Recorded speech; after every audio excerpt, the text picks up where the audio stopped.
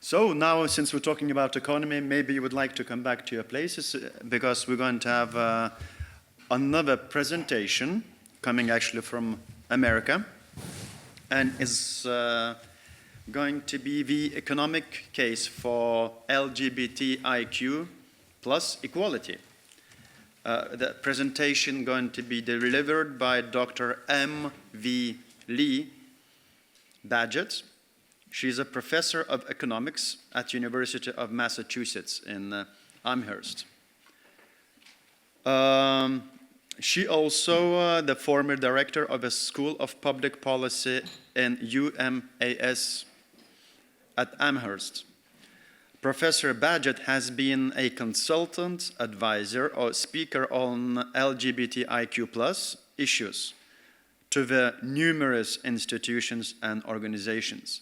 Her research focuses on the global cost of homophobia and transphobia, economic empowerment of LGBTIQ+ people, and LGBTIQ+ economic equality. Her latest book is The Economic Case for LGBT Equality: Why Fair and Equal Treatment Benefits Us All. So, do we have a doctor online? Can you hear me? Can you see? Yes, I can hear you. Thank you. Super. So, thank you very much for waking up for us so early. And we're looking forward to your presentation. The screen is yours. Thank you. Thank you very much. I'm very delighted to be here. And it seems very appropriate to come after that last panel. What an interesting discussion. I'm going to take a bit of a step back and think about some of the same issues that they've raised, but put it into a different kind of context. In addition to businesses thinking hard about how diversity and inclusion relate to their own well-being as businesses, I would like to argue that we all have a stake in the kind of inclusion that they were talking about, that you've been talking about today. So this is obviously a global issue. I'm going to start out by showing you just how global it is in many ways, this conversation that we're having about the role of LGBT people and their inclusion in our societies. Let me show you some very simple data from around the world when people have been asked whether society should accept homosexuality.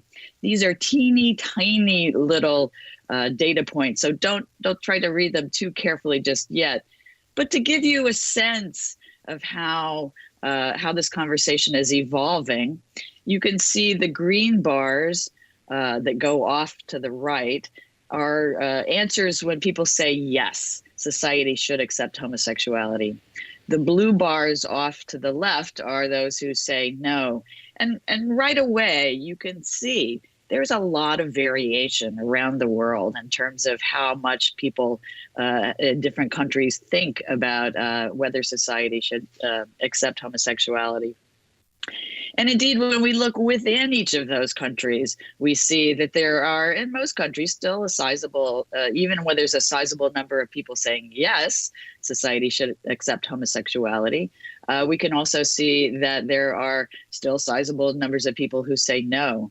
Just to zoom in on the data from your region and various Eastern European countries, you can see that there is a great deal of variation in the acceptance. But in many countries, the Czech Republic, Hungary, there are half or more of people are thinking that this should be accepted. In Lithuania, it's a much smaller number. But even in my own country, there's still one in five, two in five people who are saying, yes, we're not sure about whether or not society should accept homosexuality. So I'm going to have us think about this globally, even though it relates also to everything that we all do in our own countries. One of the point that I want to make overall is that these kinds of levels of acceptance are very closely related to our economic success in every country. The Pew Research Center, who did those surveys, have compared acceptance of homosexuality to economic well-being in different countries. And what they found is there is a positive correlation. Wealthier countries tend to be more accepting of homosexuality. I've done a lot of research that's very similar to what you see in this graph, and I'll come back to that later. But that's the argument that I want to make here, which is that, yes, not surprisingly, LGBT inclusion is very good for LGBT people and makes their lives better, but that it also is something that is important for the economic output for every country. And here's the key pathway. When we talk about LGBT inclusion, we're talking about building human capital and economic potential for people to contribute to economies, to contribute to specific businesses. So I'm going to talk about this in the context of three key sectors: education, employment, and health, and how human capital is improved by more LGBT inclusion. And this is obviously going to be very important for businesses as well. Who you hire, who you sell to, who you can get to come work in your country, as we heard from the last panel. These are all closely tied up with LGBT inclusion. So that's my argument. I want to dig in just a little bit to some of those pieces to give you a sense of how important this level of inclusion is. I'm going to start with a young man who actually lives in Bhutan. His name is Pema Dorji. That's his photo there. When we talked, he said when he was young and was going to school was like going to a war. For many young LGBT people in all parts of the world, the kind of treatment that they experience in school is a big problem. The United Nations agency in charge of studying education and working on education, UNESCO, has found data from all over the world that shows that bullying is very common against LGBT students, that harassment from other students, and sometimes, sadly, even from teachers, is an important barrier to LGBT young people as they try to get the education that will prepare them for life, but also for participation in our economy. We know that they have they have higher levels of absenteeism as a result of bullying and harassment, that their academic performance suffers, that they're less likely to continue on to universities, and that in many cases they have poor mental health as a result of the treatment they experience in schools. Interestingly, much more generally, there's a great deal of evidence that bullying in general against students is something that hurts every student in a school. Academic performance is lower in schools where there's a lot of bullying. So overall, this kind of treatment is clearly not bad just for LGBT young people, but has potentially harms for all young people in terms of the quality and quantity of education that they get in schools. And that's a big problem for economies, because we know that academic performance and levels of education are very important for how our economies grow. Here's another kind of what we call human capital in economics that's very important, which is health. What we have learned is that the kind of stigma that LGBT people face in the world can literally make you sick. It's called in the health field minority stress. It's that extra level of stress that people experience beyond the everyday concerns about getting to work on time, the worries with jobs, family stress. Minority stress comes when people are also worried about how they will be treated, when they understand that they may be subjected to discrimination. Every LGBT person thinks about and has to manage their identity constantly, thinking about whether or not they will be subject to discrimination, to violence, to different kinds of harmful treatment. And that expectation alone is something that takes up a lot of cognitive energy and puts extra stress on people's bodies. So we know that kind of treatment leads to extra health problems. In many different countries in the world, we have documented the fact that LGBT people have challenges with regard to mental and physical health. They're more likely to be depressed, to be anxious. There are higher rates of suicide. There are higher rates of violence that people are concerned about.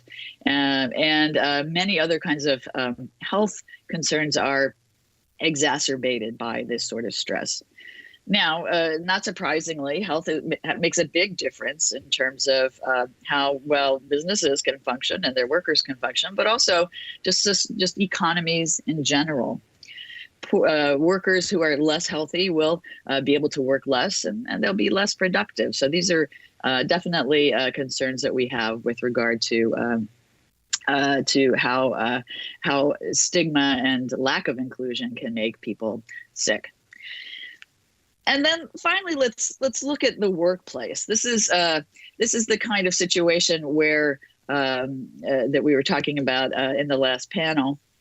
There is a growing amount of evidence from all over the world that LGBT people face big challenges in the workplace. We know this because we asked them on surveys. What has been your experience in the workplace? Have you experienced discrimination of some kind? The EU has been tracking this over time. The Fundamental Rights Agency has been doing research on the degree of discrimination in the EU against LGBT people. And what they found is it's not actually changing a whole lot. In their most recent survey, they found that about 21% of people, and on my chart here, that's the bar on the far right, about 21% of people, 1 in 5 LGBT people, reported that they had faced some sort of discrimination because of being LGBTI in the workplace in the last 12 months. 1 in 5. That's almost exactly the same number in the first survey that the FRA did back in about 10 years ago. So things are still evolving in the EU. Looking more closely at some of the countries that you've been talking about, thinking about, we can see that there actually are somewhat higher levels in some of these countries. Lithuania in particular, about 1 in 3 LGBTI people have reported experiencing discrimination in the last 12 months. So it's at least as common, and maybe more common in many of the countries that you're talking about. The consequences in the workplace we've seen again in many different countries are that there are lower wages. It's harmful economically to LGBTI people to face discrimination. And we know, again, from experiments that we've done, that this translates into difficulties in being hired. The LGBTI people are less likely to be hired when they're applying for jobs. They're less likely to be invited for invitations to even interview for jobs when employers know that they are LGBT. So in the workplace, this sort of treatment has many different effects. In some cases, we're putting up actually literally walls for people saying that they cannot work in certain kinds of businesses, or employers are just refusing to hire LGBT people. In other cases, they're hired, but they find the sort of fences that are up. They can see through them to see how other people are being treated, but they are not getting the same level of advancement, the same level of earnings.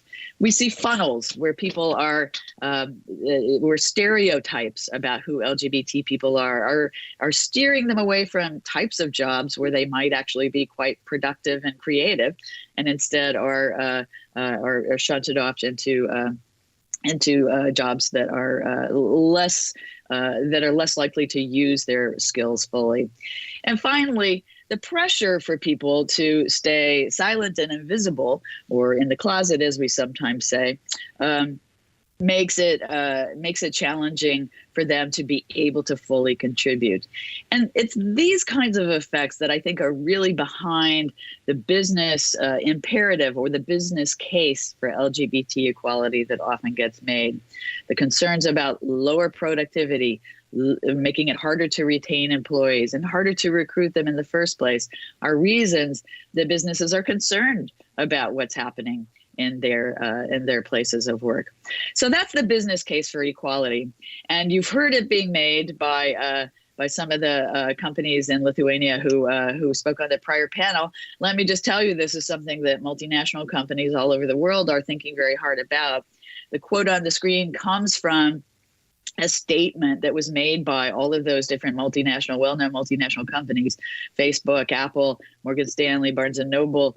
These are companies that told our Supreme Court in the United States during the debate about marriage equality here that they supported marriage equality because discrimination, as they put it, impedes business efforts to recruit, hire, and retain the best workers in an environment that enables them to perform at their best. It's about getting the best workers and making them most productive. So that's really been behind a lot of the efforts around the world for businesses to change their practices, and increasingly, as I'll say in a second, to encourage local governments, local people to change laws and policies in their own settings. Research backs up these claims that employers are making. Some colleagues and I reviewed many different studies, more than 30 studies that have been done that found that, in fact, LGBT people, when they work in more supportive workplaces, they do have greater job commitment. They do have better health outcomes. They're more satisfied with their jobs, and they have improved work relationships with their coworkers. These are reasons for businesses to be concerned about LGBT inclusion. What about the financial side? We have a growing body of research now that shows us that LGBT companies that are more LGBT positive have better financial outcomes. They have higher stock prices, they have higher profits, and their workers are more productive. And there is a tiny bit of clear evidence, though, that businesses can also attract a more creative workforce. So businesses are changing their own policies. And as I said, they're increasingly taking action outside their own walls. Coalitions of multinational businesses and local businesses are working together in many parts of the world to talk about how the local policy environment needs to be more inclusive for LGBT people. And we're seeing businesses vote with their investments in different places. Within the United States, we have a wide variety of policy environments and levels of inclusion for LGBT people, and businesses are responding there. A few years ago, the state actually that I am from, North Carolina, passed a law that enacted discrimination against transgender people. It required discrimination against transgender people, and businesses voted with their feet. North Carolina lost more than $4 billion of economic activity because of passing that law. So just thinking about how inclusion improves the lives of LGBT people, makes them more productive for businesses, we might also say, well, what about country-level economies? And here we could definitely add up some of these effects. We can, there have been studies in India and the Philippines that I've done, other people have done in Kenya, South Africa, and very recently in some countries in Eastern Europe to try to estimate what the effects, the financial cost to economies are of LGBT exclusion. And these effects add up over time. We can put a monetary value on those health problems. We can put a monetary value on lost productivity, and it adds up to about 1% of GDP, give or take a little bit across different countries that have been studied. That doesn't sound like a huge number, but in fact, when the GDP drops by 1%, we call that a recession. Those of us in the economics field. So it's something that we would be very worried about. We've put ourselves in a structural kind of recession by the treatment of LGBT people. At the global level, 1% of GDP would actually be the whole economy of Turkey. It would be the whole economy of the Netherlands. So it looks like a small number, but it's really not. So when we think about going back to this graph I showed you at the beginning about the effect of LGBT inclusion on the economy and how it's correlated, I can just tell you that I've looked at this with many different measures, many different perspectives, and have found that even after you take into account all the many different things that affect the economic success of economies, that we still see a very strong effect. Additional rights for emerging economies increase GDP. For a much broader view of countries, we see additional rights being associated with higher levels of GDP, in some cases, very strong effects. So we can build it up from individuals up to businesses, up to the whole economy. And I guess I will end by saying I think there is an important and powerful reason to think about LGBT issues from this perspective. This is not designed to replace considerations of human rights, and I know you'll hear more about those in a few minutes. But I think it's complementary to the human rights arguments. We need both of them. We need both an economic argument and a human rights argument to open doors and to start conversations about what we all have at stake, what business has at stake, the financial sector, economic development agencies, and businesses and business organizations all over the world. So I am grateful to have had the time to talk to you about this, and I hope that we'll be able to perhaps have a conversation about what this means. Thank you. Thank you so much.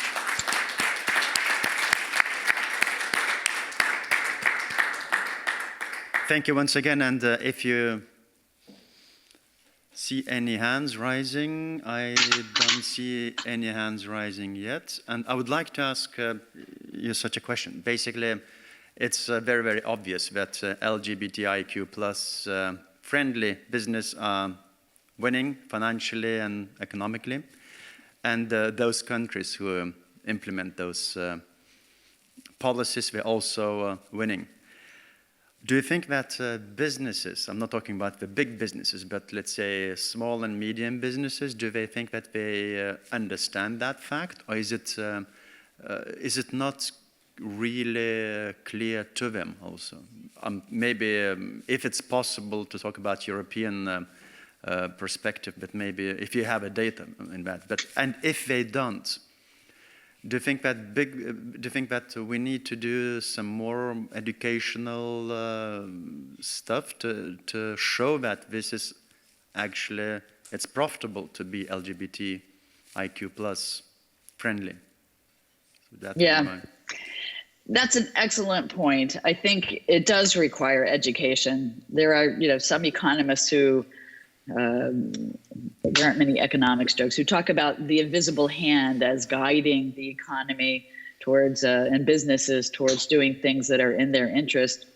What we found on LGBT issues, though, is that it does take people to talk about it with their employers. Often that comes from the employees of a business making that case. But I think businesses also talk to each other. Multinational companies people from those businesses that I've talked to often describe the conversations that they have locally with people in their supply chains. For example, they're providers of products that they use in their own goods and services. And so it is a conversation that's happening between businesses and across different levels, from the multinational to the local. It also is something that LGBT people themselves are thinking much more about and are starting to have those conversations also with businesses. So organizations outside of this context that are working on LGBTI advocacy are often wanting to have this conversation with businesses, because it's about providing economic livelihoods and opportunities for LGBTI people. Having businesses being more open to hiring is an important goal there. So there definitely are conversations that are happening and that have to happen. And to have forums like this is a really important opportunity, I think, to make this case to businesses to think about that. But it's an evolution. When we look at how it's spreading, it's not something that people wake up to and overnight understand that it comes out of these conversations. And so I think your point about the need for more education is right on. Thank you very much. We have the question from Jean-Luc, who is going to win the prize of the most active guy in the room. So go ahead, Jean-Luc. Okay, thank you. Then I will stand up. In fact, it's more a comment, because I would like to react to what you just said. I think doing education is very good, but we talked also before money is something important. So, I mean, in the US and the UK, you have a supplier diversity, which is rather spread out, which is not the case in Europe. We are just starting to do that in Germany. That means, on one sense, that you, as a big company, on purpose, you look for suppliers who are minority-owned, like LGBT-owned, or etc., and so on.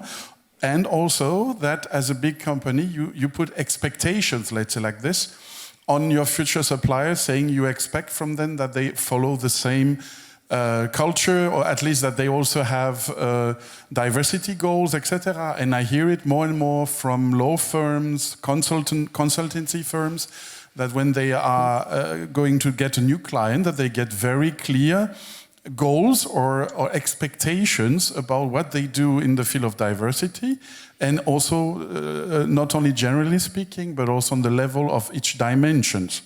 So I think it's another way added to learning. I agree with you completely, but also we can have, as big companies, a leverage also to push or to support the minority-owned companies, or support the small and medium company who have also this diversity aspect. Would you agree on that too? Absolutely, yes. I think that's a great point, and you've seen it from a different perspective than I have. But this is, in many ways, I think the cutting edge, that there are more and more companies that are talking about this and are starting to figure out how they can create the sort of certification of LGBT-owned businesses that will allow them to know that there are possible suppliers out there, and to start targeting them for more contracts and opportunities to work with the larger multinationals. So I think that is a trend. I think this is a very important one that will make a very big difference overall in many places. And we have a question from Renee Silva, who is also from Massachusetts. Lee, it's great to see you. I'll just announce myself since you can't see us. I'm Rennie, I'm from the U.S. Embassy. It's great to have you here. I'd like to ask you a question also in the vein of education, but really in your role as an educator and what you have learned about bringing some of the insights and some of the research that you've done that led to the publication of this book, how you've brought that into the classroom and how you've encouraged your students in higher education setting to pursue similar types of research and understand how economics as a discipline can be used as a tool for social good in this particular way. Great, thank you for the question. My students in some ways are actually ahead of me in some ways, in my generation. I think younger people in many places have become much more comfortable with LGBTI issues, and especially with some of the increasing diversity of gender identities. But they're very anxious to understand what the continuing concerns are that can be addressed in different places. In Massachusetts, we live in a place where there is a lot of acceptance, and I think that's in some ways a role model for other places. In the economics profession, though, we look for problems. We look for how well policies work, and there's a huge interest in the economics profession, both in the U.S. and in other places, to try to better understand what the concerns are, the economic inequality that still exists for LGBTI people, how policy can help make a difference to reduce that in different kinds of ways. And as I noted, there's a sizable interest in understanding how diversity is good for business outcomes. So those are, every data point on my slide reflects a growing generation of scholars in the U.S. and in other places that are interested in taking up these topics. So you'll keep hearing more about this research, and I'm hopeful that it will be a useful tool for people like those of you in the audience to take and to share with others. Dr. Badgett, thank you so much for your presentation and answers, and a round of applause from. Thank you.